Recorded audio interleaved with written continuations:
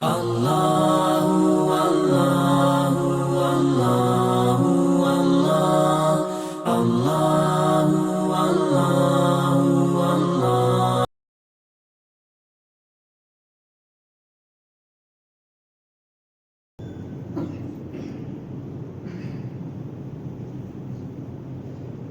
السلام عليكم ورحمة الله وبركاته. نحمد الله العظيم ونصلي ونسلم على رسوله الكريم. أما بعد، فقد قال الله تعالى في القرآن الكريم والفرقان المجيد بعد أعوذ بالله من الشيطان الرجيم. بسم الله الرحمن الرحيم. والذين يكنزون الذهب والفضة ولا ينفقها في سبيل الله فبشرهم بعذاب أليم. صدق الله العظيم. وقال رسول الله صلى الله عليه وسلم: ما نقصت مال من صدقة. صدق رسول الله صلى الله عليه وسلم. رب اشرح لي صدري ويسر لي أمري واحلل عقدة من لساني يفقهوا قولي. رب يسر ولا تعسر وتوفق بالخير وبك نستعين. سبحانك لا علم لنا إلا ما علمتنا إنك أنت العليم الحكيم. எல்லா புகழும் புகழ்ச்சியும் ஏக வல்லவனாகிய அல்லாஹ் ஜல்ல ஷானஹு வ தஆலா ஒருவனுக்கே உரித்தானது. கண்ணன் நாயகம் முஹம்மது ரசூலுல்லாஹ் ஸல்லல்லாஹு அலைஹி வஸல்லம் அவர்களின் மீதும் அன்னாரது அடிச்சுவடுகளை அப்படியே பின்பற்றி நடந்த சத்திய சஹாபாக்கள், தாபிஈன்கள், தபஅ தாபிஈன்கள், ஹுஃபால்கள், ஷுஹதாக்கள், நல்லோர்கள், பெரியோர்கள் இந்த உம்மத்தினர்களாகிய நம் அனைவரின் மீதும் எல்லாம் வல்ல அல்லாஹ்வின் நல்லருள் என்றென்றும் நிறைவாக உண்டாவதாக. ஆமீன். நமது இஸ்லாமிய மார்க்கம் இருக்கின்றது ஒவ்வொரு துறைகளிலும் வழிகாட்டியாக இருக்கின்றன. ஆன்மீகத்தில் எப்படி இருக்க வேண்டும் என்றும் இஸ்லாம் சொல்கின்றது. அதே போன்று குடும்பவியலில் எப்படி இருக்க வேண்டும் என்றும் இஸ்லாம் நமக்கு சொல்லித் தருகின்றது. வியாபாரம், கொடுக்கல் வாங்கலாம் எப்படி இருக்க வேண்டும் என்று சொல்லி ஒவ்வொரு துறைகளிலும் வழிகாட்டியாக இருப்பதுதான் இந்த இஸ்லாமிய மார்க்கம். இந்த இஸ்லாமிய மார்க்கத்தை போன்று ஒரு சரியான வழிகாட்டி என்பது உலகில் கிடையாது. அதன் அடிப்படையில் நாம் அன்றாட புழக்கத்தில் இருக்கக்கூடிய நமது பொருளாதாரத்திற்கும் இஸ்லாம் ஒரு வழியை காட்டியிருக்கின்றது. பொருளாதாரத்தை நாம் எப்படி சம்பாதிக்க வேண்டும், எப்படி சம்பாதிக்க கூடாது, அதை நாம் எப்படி செலவு செய்ய வேண்டும், எப்படி செலவு செய்யக்கூடாது என்றெல்லாம் இஸ்லாமிய மார்க்கம் நமக்கு தொடர்ந்து நமக்கு சொல்லி காட்டுகிறது. இந்த இஸ்லாமிய பொருளாதாரத்தின் நோக்கம் என்னவென்று சொன்னால், ஏழைகளுடைய ஏழ்மை கொஞ்சம் கொஞ்சமாக நீங்க வேண்டும் என்ற ஒரே நோக்கத்தான் அல்லாஹ் தஆலா இந்த இஸ்லாமிய பொருளாதாரத்தை வைத்திருக்கின்றார். அந்த பொருளாதாரம் பணக்காரர்களுக்கு மட்டும் சுற்றி கொண்டிருக்க கூடாது. இதைதான் அல்லாஹ் தஆலா திருக்குர்ஆனில் சொல்கிறார்: கைலா யகூனு தூலகம் பைனல் அவ்லியாஇ மின்கும். உங்களுள்ள செல்வந்தர்களுக்கு மாத்திரம் அந்த செல்வம் சுற்றி வருவதை இஸ்லாமிய மார்க்கம் விரும்பவில்லை. மாறாக உங்களிடத்தில் இருந்து ஒரு பங்கு ஏழைகளுக்கும் செல்ல வேண்டும். அதில் அவர்களுடைய ஏழ்மைக்கு மேற்பட ஒரு காரணமாக இருக்க வேண்டும் என்று சொல்லி அல்லாஹ் தஆலா திருக்குர்ஆனில் சொல்லி காட்டுகின்றார். இந்த ஆயத்திலிருந்து மற்றொரு முக்கியமான விஷயம் என்னவென்றால், உலகத்தில் இருந்து ஏழ்மை முழுமையாக நாம் ஒழித்துவிட முடியாது என்று அல்லாஹ் தஆலா இங்கே ஒரு செய்தியாக சொல்கிறார். எதுவரைக்கும் என்றால், ஹதீஸில் வரும் கியாமத்துடைய அடையாளங்கள் ஒன்று, நாம் ஸகாத் கொடுப்பதற்காக வேண்டி மனிதர்களை தேடினால், ஏழைகளை தேடினால் யாரும் ஸகாத் வாங்குவதற்கு முன்வர மாட்டார்கள். அந்த அளவிற்கு அனைவருக்கும் செல்வம் பெருகிவிடும், வசதி பெருகிவிடும் என்கிறார்கள் ரசூலுல்லாஹி ஸல்லல்லாஹு அலைஹி வஸல்லம். அது வரும் வரைக்கும், அந்த ஒரு சூழ்நிலை வரும் வரைக்கும் இந்த உலகில் ஏழைகள் இருந்து கொண்டுதான் இருப்பார்கள், பணக்காரர்கள் இருந்து கொண்டுதான் இருப்பார்கள், கொடுக்கும் கரங்கள் இருந்து கொண்டுதான் இருக்கும், வாங்கும் கரங்களும் இருந்து கொண்டுதான் இருக்கும் என்று சொல்லி இந்த ஆயத்தின் மூலியமாக அல்லாஹ் சொல்லி காட்டுகிறார். காட்டுகின்றார். ஆனால் இன்றைய உலகத்துடைய பொருளாதார நிலை எப்படி இருக்கின்றது சொன்னால், பணக்காரன் பணக்காரனாகவே இருக்கின்றான், ஏழை ஏழையாகவே இருக்கின்றான். ஆனால் இப்படி நமக்கு மத்தியிலே, செல்வந்தர்களுக்கு மத்தியிலே பணம் சுற்றி கொண்டிருப்பதை பார்க்க விரும்பவில்லை. அதனால் தான் உங்களிடத்திலிருந்து ஒரு பங்கு என்ன செய்ய வேண்டும், நீங்கள் ஏழைகளுக்கு கொடுக்க வேண்டும் என்று சொல்லி இஸ்லாமிய மார்க்கம் சொல்லி காட்டுகின்றது. இதைதான் அல்லாஹ் தஆலா திருக்குர்ஆனில் சொல்கிறார், வஃபி அம்வாலிஹிம் ஹக்கும் மஅலூம். உங்களுடைய பணக்காசுகளில் குறிப்பிட்ட அறியப்பட்ட ஒரு தொகை என்பது, ஒரு ஹக்கு என்பது ஏழைகளுக்கு இருக்கின்றது என்று சொல்லி அல்லாஹ் தஆலா திருக்குர்ஆனில் சொல்லுகிறார். ஏதோ நாம் அல்லாஹ் சொன்ன சட்டத்தை, அல்லாஹ் சொன்ன கடமையை நாம் நிறைவேற்றி விட்டோம் என்று சொல்லி நாம் தப்பத்தவனை அறிந்து கொள்ள முடியாது. காரணம், நாம் வைத்திருப்பது ஏழைகளுடைய பங்கை நாம் வைத்திருக்கின்றோம். அவர்களுடைய உரிமை அவர்கள் கேட்டு பெறலாம். அதுதான் அல்லாஹ் தஆலா சொல்கிறார், குறிப்பிட்ட ஒரு அறியப்பட்ட ஒரு உரிமை என்பது, ஏழைகளின் உரிமை என்பது உங்களிடத்தில் இருக்கின்றது. அதை நீங்கள் வெளியே என்ன செய்ய வேண்டும், ஏழைகளுக்கு கொடுக்க வேண்டும் என்று சொல்லி திருக்குர்ஆன் நமக்கு சொல்லி காட்டுகிறது. உலகில் வாழக்கூடிய செல்வந்தர்களுக்கு திருக்குர்ஆன் 3 விதமான உபதேசங்களை செய்கின்றது. என்ன உபதேசம்? முதலாவதாக அல்லாஹ் தஆலா குர்ஆனில் சொல்கிறான், வபதகி ஃபீமா ஆதாக்கல்லாஹு தாரல் ஆখিরাহ. அல்லாஹ் தஆலா உமக்கு வழங்கிய செல்வத்திலிருந்து நீங்கள் தாரல் ஆখিরাহ மறுமையை நீங்கள் தேடிக் கொள்ள வேண்டும். ஒரு சிலருக்கு அல்லாஹ் தஆலா ஒரு சில திறமைகளை, ஒரு சில வாய்ப்புகளை, ஒரு சில வசதிகளை கொடுத்திருப்பார். ஒரு பெரிய ஊர் தலைவராக இருப்பார். அவர் அதை வைத்து, அந்த பதவியை வைத்து அவர் ஆகிரத்தை தேட வேண்டும். மிகப்பெரிய பேச்சாளராக இருப்பார். அந்த பேச்சை வைத்து அவர் ஆகிரத்தை தேட வேண்டும். மிகப்பெரிய வியாபாரியாக இருப்பார். அந்த வியாபாரத்தை வைத்து அவர் ஆகிரத்தை தேட வேண்டும். அதே போன்றுதான் பணக்காரர்களை பொறுத்த வரைக்கும், செல்வந்தர்களை பொறுத்த வரைக்கும் அல்லாஹ் தஆலா செல்வத்தை கொடுத்திருக்கின்றார். அந்த செல்வத்தை வைத்து நீங்கள் ஆகிரத்தை தேடிக் கொள்ளுங்கள் என்று சொல்லி நமக்கு திருக்குர்ஆன் சொல்லி காட்டுகின்றது. இரண்டாவதாக ஒரு உபதேசம், செல்வந்தர்களுக்கு உபதேசம் குர்ஆன் சொல்கின்றது, வலா தன்ஸ நஸீபக மினத் துன்யா. உலகிலே உனக்கென்று ஒரு பங்கு என்பது இருக்கின்றது, அந்த பங்கை நீ மறந்துவிட வேண்டாம் என்று சொல்லி திருக்குர்ஆன் நமக்கு சொல்லி காட்டுகின்றது. எவ்வளவுதான் சம்பாதித்தாலும், எவ்வளவுதான் கோடி கோடியாக சொத்துக்களை சேர்த்து வைத்தாலும், எவ்வளவுதான் பங்களாக்களை வைத்திருந்தாலும், நாம் நமக்கென்று இந்த உலகில் ஒதுக்கப்பட்ட பங்கு என்பது இரண்டு தான். முதலாவதாக ஒரு கபருப்படியும், இரண்டாவதாக கசப்புரியும் தான் என்று சொல்லி நாம் இதை நினைவில் கொள்ள வேண்டும் என்று சொல்லி அல்லாஹ் தஆலா செல்வந்தர்களுக்கு இரண்டாவதாக ஒரு உபதேசத்தை பேசுகின்றார். மூன்றாவதாக அல்லாஹ் தஆலா செல்வந்தர்களுக்கு சொல்லக்கூடிய உபதேசம், அஹ்சின் கமா அஹ்ஸனல்லாஹு இலைக். அல்லாஹ் தஆலா எப்படி உங்களுக்கு உபகாரத்தை செய்திருக்கிறாரோ அதே போன்று நீங்கள் என்ன செய்ய வேண்டும், மற்றவர்களுக்கு நீங்கள் உபகாரத்தை நீங்கள் செய்யுங்கள். அல்லாஹ் நினைத்திருந்தால் தற்பொழுது செல்வந்தராக இருப்பவர்களை கையேந்தக்கூடிய நிலையில் வைத்திருக்கலாம்.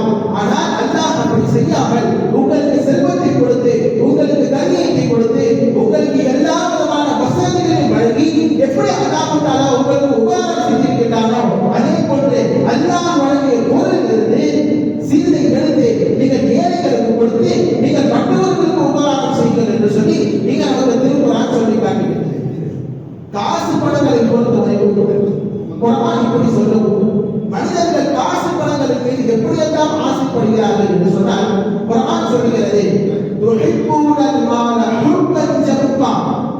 நீங்கள் பொருளாதாரத்தை, காசு பணங்களை எப்படி நீங்கள் ஆசைப்படுகிறீர்கள் என்று சொன்னால், துஹிப்பூனல் மால ஹுப்பன் ஜம்மா, அளவோடு நீங்கள் நேசிக்கிறீர்கள். பணம் வரதுக்கு முன்னாடி என்ன செய்வார், எல்லாம் பேசுவார். நான் இதென்ன காரியம்லாம் செய்வேன், எனக்கு இவ்வளவு லட்சம் வர வேண்டி இருக்குது, இவ்வளவு கோடிகள் வர வேண்டி இருக்குது, வந்துருச்சுன்னா நான் பள்ளிவாசலுக்கு வாரி வாரி கொண்டுவேன், மதரசாக்களுக்கு நான் வாரி வாரி என்ன செய்வேன், செலவு செய்வேன், ஏழைகளுடைய வாழ்வை நான் மேம்படுத்துவேன் என்றெல்லாம் பேசுவார். ஆனால் பணம் வந்த பின்னால் கொடுப்பதற்கு மனம் என்பது இங்கே வராது. அதுதான் அல்லாஹ் தஆலா அடுத்த ஒரு வசனத்தில் அல்லாஹ் தஆலா சொல்லி காட்டுகிறார், ரஹ்மானுடைய ஹஸானாவை நீங்கள் சொந்தமாக்கினாலும் சரி. சூரா பனி இஸ்ராயில் பதிவு செய்யப்பட்டிருக்கிறது. அல்லாஹ் தஆலா சொல்கிறார், நீங்கள் ரஹ்மானுடைய ஹஸானாவை நீங்கள் சொந்தமாக்கி வைத்திருந்தாலும் சரி. ரஹ்மானுடைய ஹஸானா எப்படி இருக்கும், அதற்கு முடிவு இருக்கின்றதா?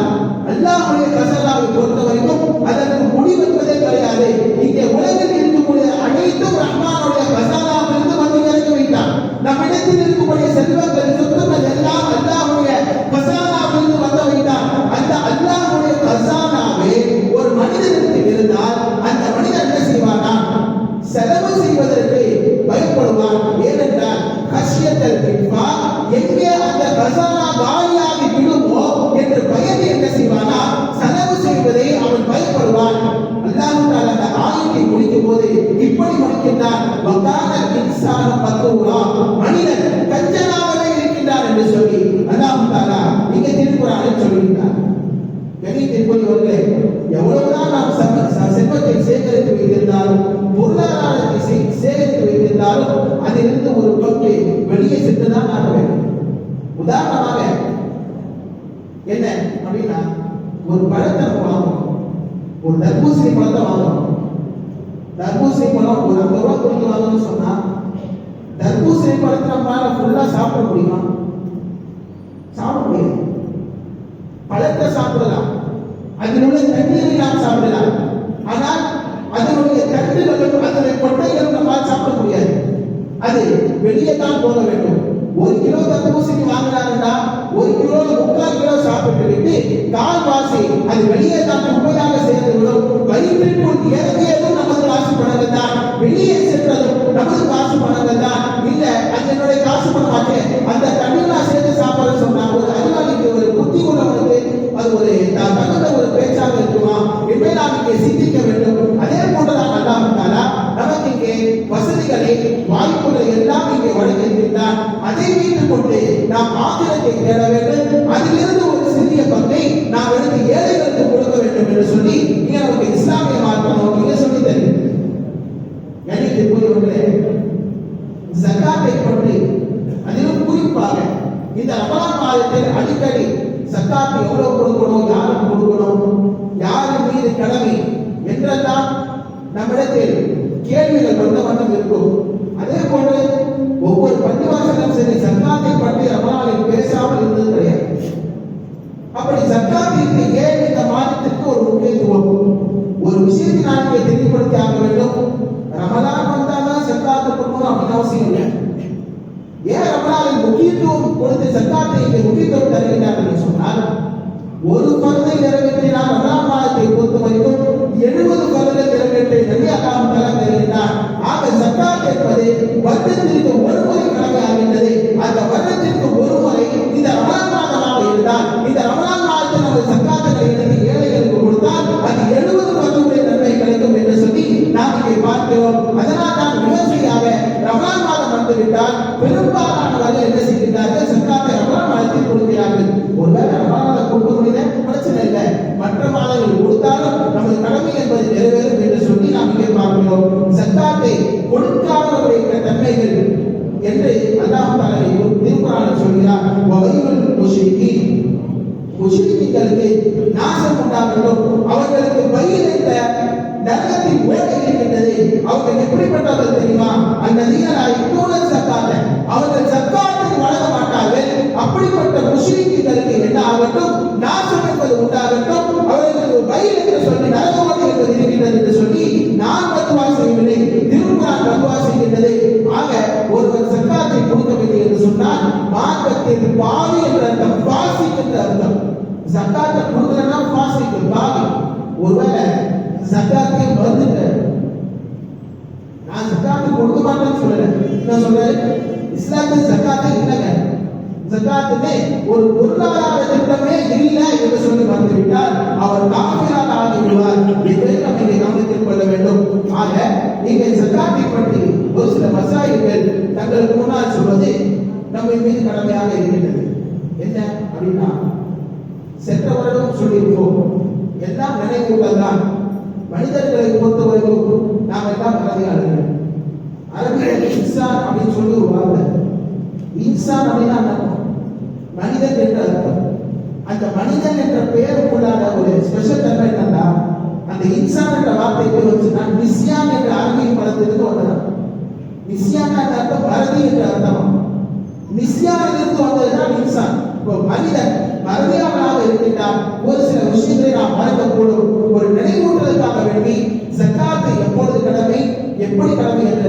இன்ஷா அல்லாஹ் நாம் உங்களுக்கு முன்னால் பகிர்கின்றோம். தங்கத்தை பொறுத்த வரைக்கும் 87 கிராம் ஒரு தட்ட தங்கம் சக்காத்து கிட்டத்தட்ட 11 ரூபாய். வெள்ளியை பொறுத்த வரைக்கும் 612 கிராம் வெள்ளி இருக்க வேண்டும். இப்படி இருந்தால் சக்காத்து கணக்கு. தங்கம் வெள்ளியில பணம் காசுகளாக இருந்தால் வெள்ளியின் மதிப்பு எவ்வளவு என்று பார்க்க வேண்டும். இப்போ உள்ள காலகட்டத்தில் வெள்ளி ஒரு ரேட்டு எகிரிச்சு. போன வருஷம் நான் கணக்கு பார்க்கும்போது 612 கிராம் வெள்ளி வந்து ஒரு 50,000 ரூபாய் தான் இருந்துச்சு. 50,000 60,000 ரூபாய் தான் இருந்துச்சு. ஆனா இப்போ நான் கணக்கு பார்க்கும் பொழுது 612 கிராம் வெள்ளியோடைய ரேட்டு கிட்டத்தட்ட 1,70,000 ரூபாய் இருக்கு. 1,70,000 ரூபாய். தங்கத்துல போட்டா அதிகமாக போகுது. கிட்டத்தட்ட 14,72,000 ரூபாய் போகுது. ஆக ஒரு வருடத்தில் ஒரு வருடம் இந்த தொகை இருக்கின்றது.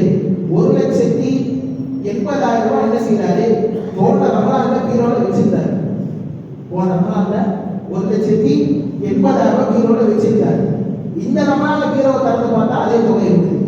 இது பீரோக்கு மட்டுமல்ல, பேங்க்ல அவர் அமௌண்ட் வச்சிருந்தாலும் சரி, 1,80,000 இருந்தாலும் சரி அல்லது கூடினாலும் சரி அவர் மீது சக்காத்து கடமை. அதிலிருந்து 2.5% ஏழைகளுக்கு சக்காத்தை கொடுத்தாக வேண்டும் என்று சொல்லி நமக்கு இங்கே மார்க்கம் சொல்லி காட்டுகிறது. அதே போல அல்லாஹ் தஆலா எல்லா வஸ்துக்களிலும் சக்காத்தை கேட்கவில்லை. ஒரு 4 பொருட்கள் தான் அல்லாஹ் தஆலா சக்காத்தை கேட்கிறார்.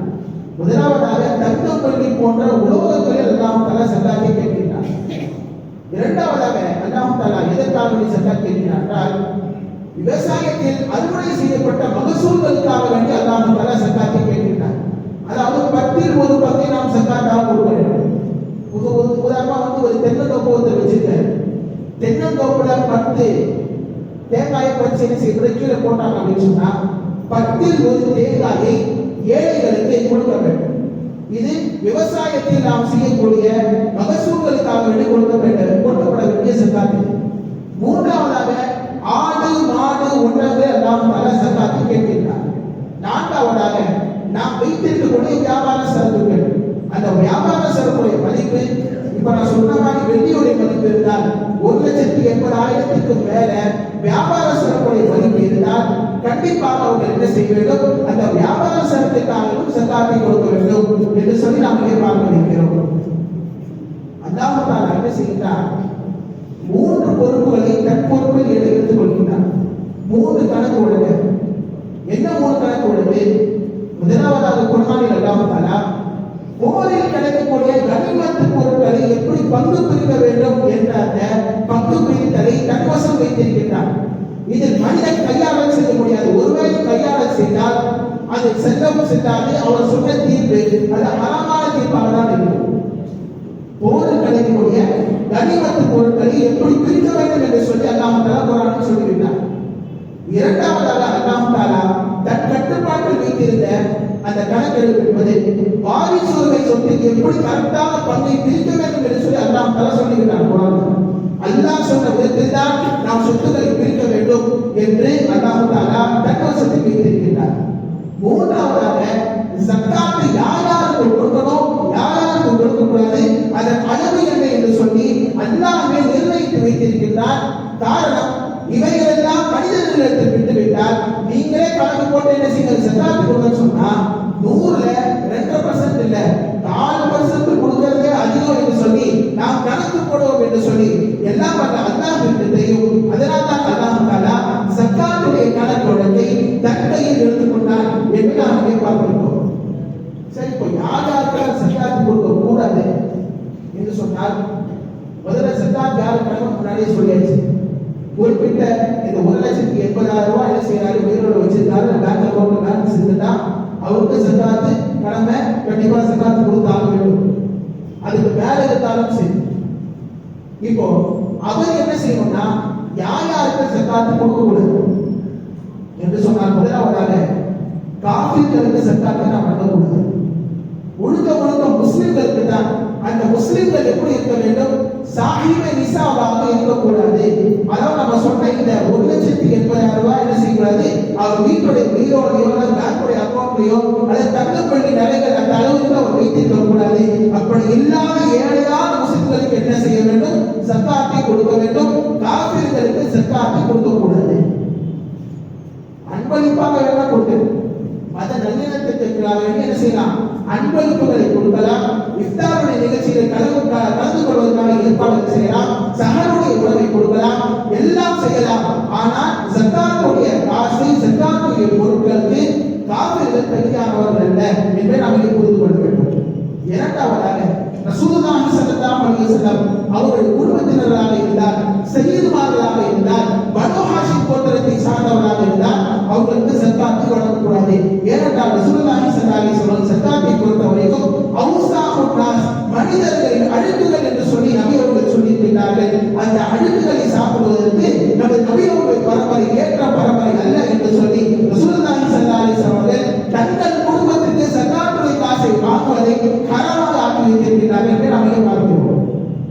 அடுத்ததாக ஒரு மகன் தன் தந்தைக்கு அல்லது ஒரு தந்தை தன் மகனுக்கு பேரனுக்கு என்ன செய்ய ஜக்காத்து கொடுக்க முடியாது. நெருங்கிய சொந்த பந்தம் அண்ணன் தம்பியாக இருக்கிறார். அண்ணன் தம்பிக்கு என்ன செய்யலாம்? ஜக்காத்தை கொடுத்துக் கொள்ளலாம். கணவன் ஒரு மனைவிக்கு அல்லது மனைவி தன் கணவனுக்கு ஜக்காத்து கொடுக்க முடியாது. காரணம் என்னவென்றால் அவங்க ஜக்காத்து கொடுத்தா பணம் அவங்களுடைய சுத்திட்டு இருக்கும். அப்படிதானே? கணவன் தன் மனைவி கொடுத்தாலும் மனைவி தன் கணவன் கொடுத்தா ரெண்டு பேரும் குடும்பம் ஒன்றா நடத்துறாங்க. அப்ப என்ன செய்ய முடியும்? காசு அவர்கள் இடத்திலேயே சுற்றி கொண்டிருக்கும். எனவே ஒரு கணவன் தன் மனைவிக்கும் மனைவி தன் கணவனுக்கும் ஜக்காத் கொடுக்க முடியாது.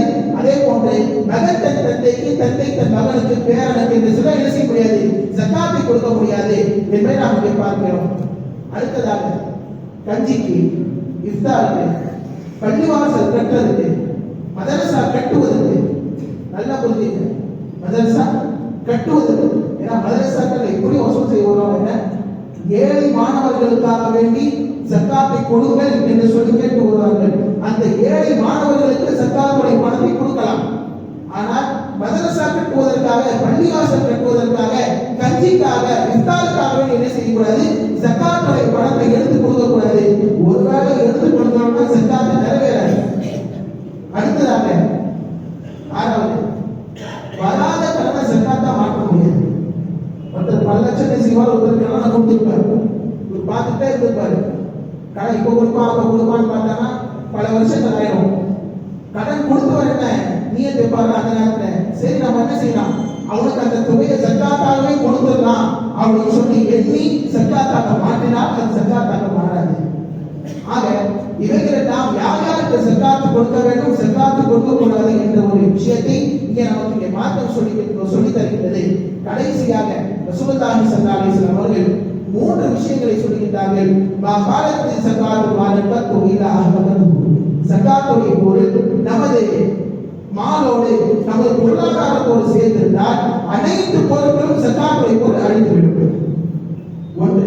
இரண்டாவதாக ரசூலுல்லாஹி ஸல்லல்லாஹு அலைஹி வஸல்லம் சொல்கிறார்கள், வல்லாஹி மா நக்ஸத் மின் மாலி ஸதகா, அல்லாஹ்வின் சத்தியம் ரசூலுல்லாஹி ஸல்லல்லாஹு அலைஹி வஸல்லம் சொல்றாங்க, ஜக்காத்தை கொடுப்பதால் நமது பொருளாதாரம் குறையாது, இன்னும் மேம்பட்டதாக போகும் என்று சொல்லி ரசூலுல்லாஹி ஸல்லல்லாஹு அலைஹி வஸல்லம் சொல்கிறார்கள். கடைசியாக மூன்றாவதாக மன் அத்தா ஜக்காத் மாலிஹி ஃபகத் தஹப அன்ஹு ஷர்ருஹு, யார் தன் பொருளில் இருந்து ஜக்காத்தை நிறைவேற்றுவார்களோ அவர்களுக்கு அல்லாஹ் தஆலா என்ன செய்வார்? அவர்களுக்கு ஏற்படக்கூடிய தீங்குகளை எல்லாம் நீக்கி விடுவார். அல்லாஹ் தஆலாவுடைய பழக்கம் என்ன சொன்னா, ஜக்காத் கொடுக்காதவர்களுக்கு எப்படி வசூல் செய்வாங்க? அவங்களுக்கு ஏதாவது ஆபத்து வரும், ஹாஸ்பிட்டலுக்கே ரொம்ப செலவு செஞ்சுக்கிட்டே இருப்பார். ஏதாவது ஒரு ஆக்சிடென்ட் மூலியமாகவோ அல்லது நோயை கொடுத்து என்ன செய்வார்? ஹாஸ்பிட்டலுக்கு செலவு செஞ்சுட்டே இருப்பாரு. இவருக்கும் தெரியாது நம்ம உடல் நல்லா தானே இருக்குது, எதுக்கு நம்ம ஹாஸ்பிட்டலுக்கு செலவு செய்யணும் சொல்லி இவருக்கும் தெரியாது. அல்லாஹ் இப்படி வசூல் செய்வார் ஜக்காத்தை கொடுக்காதவர்களுக்கு என்பதை நாம் இங்கே கவனத்தில் கொள்ள வேண்டும். ஆக எல்லாம் இறைவன் அல்லாஹ்வுடைய கடமை நிறைவேற்றி அல்லாஹ்வுடைய திருப்பொருத்தத்தை பெறக்கூடிய தௌஃபீகை எல்லாம் அல்லாஹ் நடைபெறும் புரிவானாக. ஆமீன். வாஹிர் தவானா பில் ஹம்துலில்லாஹி ரப்பில் ஆலமீன். சுன்னத்துல்